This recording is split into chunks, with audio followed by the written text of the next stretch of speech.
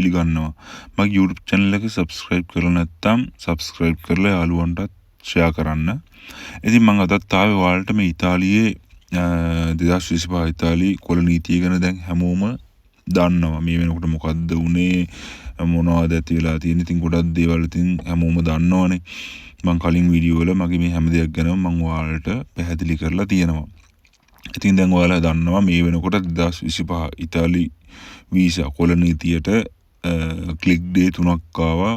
පෙබරවාරි 5, පෙබරවාරි 7, පෙබරවාරි 12 කියලා. ඉතින් මේ දින තුනටම දැන් හැමෝම ක්ලික් කරලා අවසන්, ඉල්ලුම් කරලා අවසන් කියලා දැන් ඔයාලා හැමෝම දන්නවා ඇති. ඉතින් මම ආයෙ චුට්ටක් මතක් කරන්නම්. පෙබරවාරි 5 තිබුණේ ස්පොන්සර් වීසා. එතකොට ඒ කියන්නේ ආයතනවල ඉදිකිරීම් අංශයේ හෝටල් වල ඒ වගේ දේවල් වැඩ කරන්න ස්ථිර රැකියාව තමයි පෙබරවාරි 5 ඉල්ලුම් කරන්න තිබුණේ. පෙබරවාරි 7 ඉල්ලුම් කරන්න තිබුණේ ගෘහාශ්‍රිත රැකියාව. එතකොට පෙබරවාරි 12 ඉල්ලුම් කරන්න තිබුණේ කෙටි කාලීන රැකියාව. ඒ කියන්නේ වතු වීසා. ඒ සම්බන්ධව තමයි දවස් 3 දීලා තිබුණේ. ඉතින් ගොඩක් කට්ටියට මෙතනදී ගැටලු ගොඩක් මතුවුණා. ඒ කියන්නේ මීට කලින් තිබිච්ච කොළ නීති වලට වඩා මේ 2025 කොළ නීතියේ ලොකු ගැටලු ගොඩක් මතුවුණා. ලොකු ගැටලු ගොඩකට මෝඩ දෙන්න හැමෝටම වගේ සිද්ධ වුණා. ඉතින් මම මුලින්ම කියන්නේ මගේ වීඩියෝ එක ඉවරනකම් බලන්න මේකේ මොකද්ද වෙන්නේ, මොනවද මේ ගැටලු ටික කියලා මම ඔයාලත් එක්ක බෙදා ගන්නවා. ඉතින් මම කියන්නේ මුලින්ම පෙබරවාරි 5 තිබ්බ ස්පොන්සර් වලට ඉල්ලුම් කරන්න. පෙබරවාරි 5 ස්පොන්සර් වලට ඉල්ලුම් කරන්න තිබ්බා.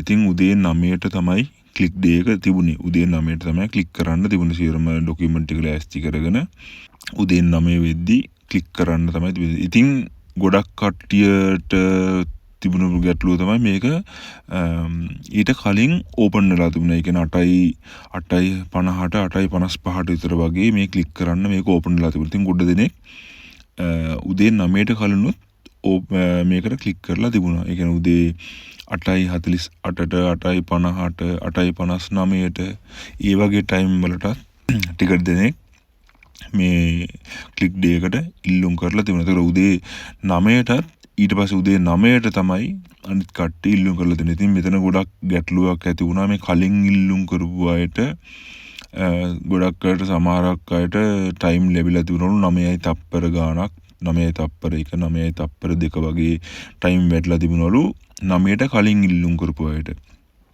9ට ඉල්ලුම් කරපු අයට ලැබිලා තිබුණු ටයිම් කියන්නේ 9:05, 9:06, 9:10 ඒ වගේ ටයිම් තමයිලු. 9 විනාඩි 5 ඒ වගේ ටයිම් තමයිලු වැටලා තියෙන්නේ. ඉතින් එතනින් පොඩි ගැටලුවක් එතුණා. කට්ටියට මේක අසාධාරණයක් කියලා. ඊ කලින් මේක ඕපන් වුණේ. එහෙම කලින් ඕපන් වෙන්න බැහැනේ.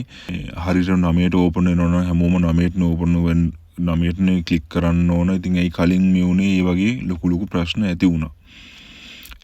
ඊළඟට දෙවෙනි කාරණේ තමයි සාමාන්‍ය යාලා කියලා තිබුණා. ඒකේ මැසේජ් එකක් යාලා දාලා තිබ්බා. ක්ලික් උදේ 9ට ක්ලික් කරපුවාම ඒ කියන්නේ ඉල්ලුම් කරපුවාම පැය 48ක් ඇතුළත රිසිට් එක යාලට ලබා ගන්න පුළුවන් කියලා. ඒ කියන්නේ ඉල්ලුම් කරපු ටයිම් එක බලලා පැය 48ක් ඇතුළත රිසිට් එක ලබා ගන්න පුළුවන් කියලා යාලා ඒකේ මැසේජ් එකකින් දාලා තිබුණා. ඒ වුණාට 95%කටම වගේ ඒ ටයිම් එකට ඒ පැය 48න් පස්සේ රිසිට් එක හම්බුනේ නැහැ. සමහරක්ගේ ටයිම් වැටලා තිබිලා දවසෙන් දෙකකින් නැතුව ගිහිල්ලා තිබුණා. පැය ගානෙන් නැතුව ගිහිල්ලා තිබුණා. ඉතින් ලොකු සිස්ටම් එකේ මෙදාපාර ලොකු ප්‍රශ්න ගොඩක් ඇති වුණා. ඉතින් ඒක එහෙම වෙද්දී රිසිට් ටික එනකම් බලන් ඉද්දී දෙවෙනි දවසේ තිබුණා පෙබරවාරි 7 වෙනිදා ඉල්ලුම් කරන්න. පෙබරවාරි 7 වෙනිදා ඉල්ලුම් කරන්න තිබුණේ ගෘහාශ්‍රිත රැකියාව. ගෙවල් වල වයසක බලා ගන්න, ගෙවල් වල වැඩ කරන්න. ඒ වගේ ඒවට තමයි පෙබරවාරි 7 ඉල්ලුම් කරන්න තිබුණේ. පෙබරවාරි 7ත් උදේ 9ට ක්ලික් ඩේ එක ආවා. සමහරක් අය ඒකටත් ක්ලික් කරුවා. සමහරක්ට පෙබරවාරි 5 වෙනිදා උදේ 9ට කලින් ඉල්ලුම් කරපු අයත් ආයි පෙබරවාරි 7 වෙනිදාටත් ඉල්ලුම් කරුවා කියලා පොඩි රාවයක් තිබුණා. ඉතින් හරියට මේක අපි දන්නේ ඇත්තද බොරුද කියන එක. ඉතින් මේ වගේ ගැටලු ගොඩක් මැද්දේ මෙයාලා පෙබරවාරි 7 වෙනිදාත් ඉල්ලුම් කරලා පෙබරවාරි 7 වෙනිදාත් ඉල්ලුම් කරලා එයාලට පැය 48ක් ඇතුළත මේක රිසිට් ලැබිලා තිබුණේ නැහැ. මේක එතනත් ගැටලුවක්. ඉතින් දෙවෙනි දවසේ කියන්නේ පෙබරවාරි 5 වෙනිදා රිසිට් හම්බුනේත් නැහැ. පෙබරවාරි 7 වෙනිදා රිසිට් හම්බුනේ නැහැ.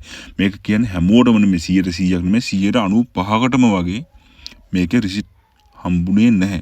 ඒ විදිහට යද්දී තුන්වෙනි දවස ඒ කියන්නේ පෙබරවාරි 12 ඉල්ලුම් කරන්න තිබුණේ ඍතුමය නොවන ඒ කියන්නේ කෙටි කාලින වීසා වලට වතු වීසා වලට තමයි පෙබරවාරි 12 ඉල්ලුම් කරන්න තිබුණේ. පෙබරවාරි 12ත් තිබුණේ වෙනදා වගේම උදේ 9ට තමයි ක්ලික් කරන්න තිබුණේ. නමුත් රජයේ එහෙන් වෙනම පණිවිඩයක් කියවලා තිබුණා ඒ සයිට් එක හරහා උදේ 9ට නෙමෙයි ක්ලික් කරන්න තියෙන්නේ සයිට් එක ඕපන් වෙන්න උදේ 11ට කියලා. ඒක එතනත් ලොකු වෙනසක් මෙච්චර කාලයකට නොවෙච්ච දෙයක්. මෙච්චර කාලයකට මේ වගේ ගැටලු ඇති වෙලා තිබුණේ නැහැ මේ ඉතාලි කොළ නීතිය සම්බන්ධව. ඉතින් මේ වගේ ගැටලුවක් ඇති වෙච්ච මේ පළවෙනි පාර කියලා තමයි හැමෝම කියන්නේ. ඉතින් පෙබරවාරි 12 ඉල්ලුම් කරන්න තිබිලා තියෙන ඒගොල්ලන්ට පණිවිඩයක් කියලා තියෙනවා උදේ 11ට තමයි සයිට් එක ඕපන් වෙන්නේ කියලා. ඉතින් 9ට ක්ලික් කරන්න බලන් හිටපු ගොඩාක් දෙනෙක් ඉතින් 11 වෙනකම් බලන් හිටියා මේක ක්ලික් කරන්න. 11ට ක්ලික් කරන්න සයිට් එක ඕපන් වුණාට ඊට කලිනුත් ඒ කියන්නේ 10:55ට විතර වගේ සයිට් එක ඕපන් වෙලා තියෙනවා. ඉතින් ඒ වෙලේ ඉඳන් ගොඩක් කට්ටිය ඊට කලිනුත් 11ට කලිනුත් ක්ලික් කරලා තියෙනවා.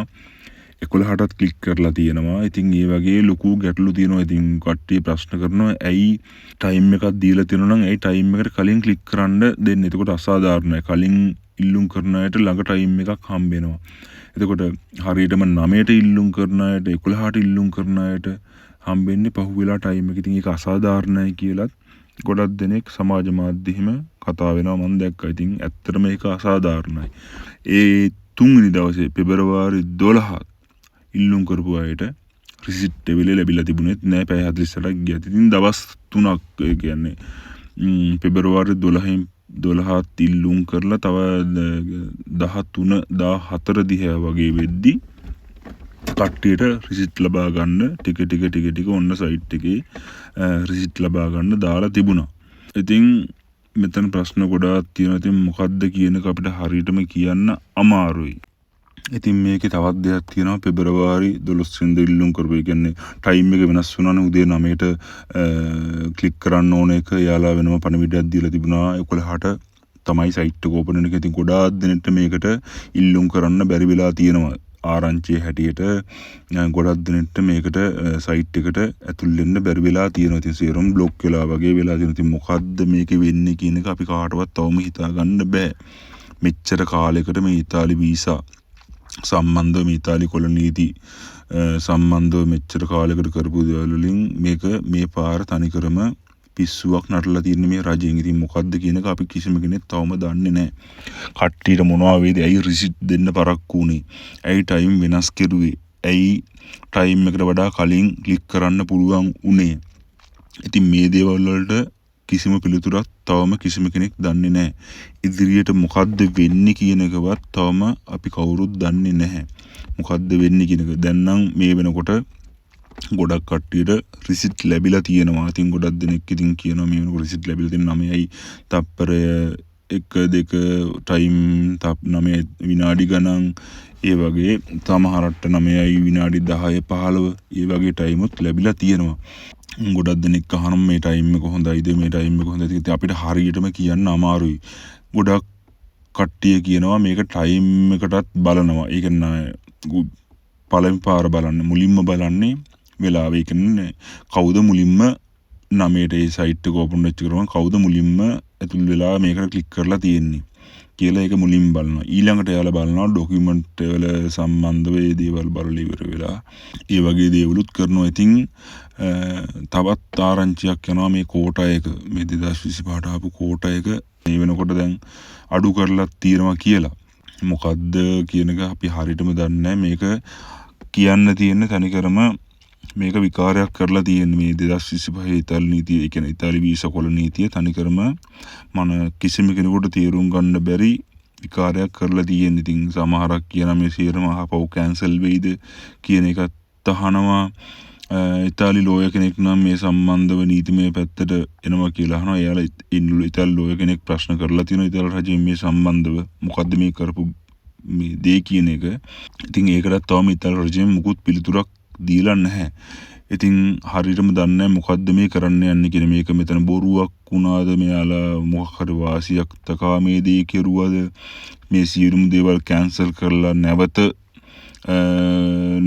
දිනයක් ලබා දෙයිද ආයි නැවත මුලින් ඉඳන් හැමදේම මේකේ නැවත මුලින් ඉඳන් ක්ලික් කරන්න දිනයක් මෙයාලා ලබා දෙයිද කියන එක අපි කාටවත් තවම නිගමනයකට එන්න බෑ. ඉතින් ගොඩක් දෙනෙක් කියනවා අපි දන්නේ ඇත්තද බොරුද කියන එක. සමහරක් අය කියනවා මේ දවස් තුන කැන්සල් කරලා ඉවරලා ඉදිරියේදී නැවත දින 3ක් ලබා දෙයි කියලා නැවත මුලින් ඉඳන් ආයි ඉල්ලුම් කරන්න මේ දේවල් කැන්සල් කරලා. ඉතින් ඒක අපිට 100%ක් හරියටම කියන්න බෑ මේක ඇත්තක්ද බොරුවක්ද කොහොම වෙයිද කියන එක. නමුත් දැන් අපිට කරන්න තියෙන්නේ ඉතින් බලන් ඉන්න තමයි. මොකද අපිට රජයත් එක්ක තර්ක කරලා රජයත් එක්ක ප්‍රශ්න කරන්න බෑ. එයාලා ගන්න තීරණය අනුව එයාලා කියන දේ අනුව තමයි අපිට දැන් වැඩ කරන්න වෙන්නේ. බලමු මොකද්ද වෙන්නේ කියන එක. ඉතින් ගොඩක් දැන් මේ වෙනකොට හැමෝටම වගේ රිසිට් හම්බලා ඇති. හොඳ ටයිම් ඇති. ටයිම් එක කලින් හම්බුණා කියලා බලාපොරොත්තු තියාගන්නත් එපා. මොනවා වේද කියන එක අපිට කියන්න බෑ. අපිට නොල්නෝස් එක ලැබෙනකන් අතට ඕකේ වුණා කියලා අපිට පණිවිඩයක් ලැබෙනකන් අපිට කිසිම දෙයක් වෙන කියන්නේ විශ්වාස කරන්න බෑ. බලාපොරොත්තු තියාගන්න අමාරුයි. ඒක තමන්ගේ ලක් එකත් එක්ක තමයි හැමදේම වෙන්නේ. 9යි විනාඩි 20යි 9යි විනාඩි 30යි වෙන ටයිම් එක කියලා බලාපොරොත්තු අතහැර ගන්නත් එපා. තමන්ගේ ලක් එක අනුව ඔයාලට හරියන්න තිරදින. මොකද කලින් පාරවල් වල 9යි විනාඩි 20ට 25ට ක්ලික් කරපු අයටත් ස්පොන්සර් වල වීසා ලැබිලා තියෙනවා. ඒගොල්ලෝ මේ වෙනකොට සමහරක් ඉතාලියට ඇවිල්ලා තියෙනවා. ඉතින් ඒ හින්දා කිසිම කෙනෙක් කොනරඩිය කලබල වෙන්න එපා. බලාපොරොත්තු අතහැර ගන්නත් එපා. අපි බලන් ඉමු මොකද්ද මේ රජයෙන් මේ කරන්න කියලා. මේ 2025 කොළ නීතියේ මේ ක්ලික් ඩේ එකේ මේ උන ගැටලුව මේ ප්‍රශ්න ටිකට විසඳුමක් ලබා දෙයිද? එයාලා මොකක් හරි මේ වුණ දෙයට පිළිතුරක් ලබා දෙයි නැත්නම් මේ දේවල් කැන්සල් කරලා මේ දේවල් නැවත දිනයක් ලබා දීලා නැවත ක්ලික් කරන්න කියයිද? නැත්නම් මේ දේවල් මෙහෙම්මම මේ විදිහට ඉදිරියට අරන් යයිද? මොකද්ද කියන එක අපි තවම දන්නේ නැහැ. ඉතින් අපි බලාපොරොත්තු වෙමින් ඉන්නවා ඉතාලි රජයෙන් මේකට මොකක් හරි පිළිතුරක් ලබා දෙයි කියලා. ඉතින් අපි බලන් ඉමු මොකද්ද වෙන්නේ කියන එක. ඉතින් කිසිම කෙනෙක් බලාපොරොත්තු අතහැර ගන්න එපා. බලාපොරොත්තු අතහැර ගන්න එපා. ක්ලික් ඩේ එකට ක්ලික් කරපු ඉල්ලුම් කරපු සියලුම දෙනාට ඉතාලියෙන්ද වාසනාව ලැබෙන්න කියලා ප්‍රාර්ථනා කරනවා. ඉතින් මේ වගේ බලමු මොකද්ද වෙන්නේ කියලා. මොකක් හරි තොරතුරක් ලැබුණොත් මම ඔයාලට වීඩියෝ එකකින් අනිවාර්යයෙන්ම ගොඩක් ඉතාලම ඉක්මනින් මම අරන් එන්නම්. ඉතින් මම ආයෙ පාරක් කියන්නේ ඔයාලා හැමෝගෙම ඉතාලි සීනේ සැබෑ වෙන්න කියලා. ඉතින් මාත් එක්ක ඔයාලා නැති සිටියට ඔයාලට ගොඩක් ස්තුතියි. අලුත් වීඩියෝ එකකින් ආයෙ පාරක් හම්බෙමු අපි.